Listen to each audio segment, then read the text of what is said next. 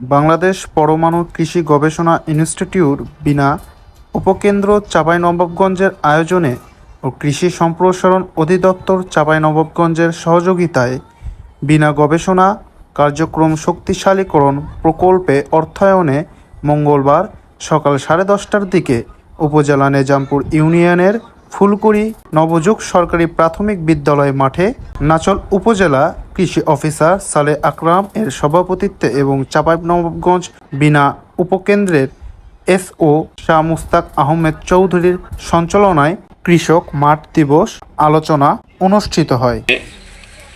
বাড়ির মশলের চাইতে কিছুটা আগাম তা আমাদের উদ্ভাবিত যে নতুন নতুন জাতগুলো, এই জাতগুলো আপনাদের মাঝে আমরা সম্প্রসারণ করছি। দেখবেন যদি ভালো মনে হয় আমাদের বিনা মসুরের আটে মানে ফলের সংখ্যা বেশি, এবং আমাদের বিনা মসুর আটের সবচেয়ে যেটা বড় বৈশিষ্ট্য হচ্ছে এখানে জীবনকাল কম, 90 থেকে 95 দিন, এবং বাড়ি মসুর আটের 110 থেকে 15 দিন মতো। এবং আমাদের দিক দিয়া যেটা লেখে সেটা হচ্ছে প্রায় একই, দুইটাই একই। এখন আমাদের চাষবাসের ক্ষেত্রে এটা তারতম্য কম বেশি হতে পারে। হ্যাঁ, মাঠে যে বিনা মশর আট আর আমার বাড়ির কাছে যেটা বিনা মশর আট, তাদের গাছের তফাতে আমি দেখছি আমার ওখানকার গাছটা আর কি অনেকটাই ছোট ছিল।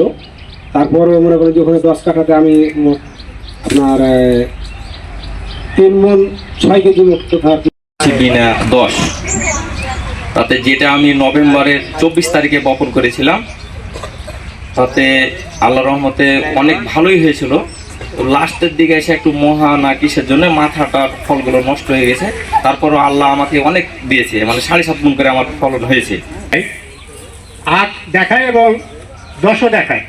তা আমরা জিজ্ঞাসা করলাম যে আপনারা যেটা মাঠ পর্যায়ে দেখেছেন কি, যে আপনারা কোনটা ফলনের বেশি করছেন?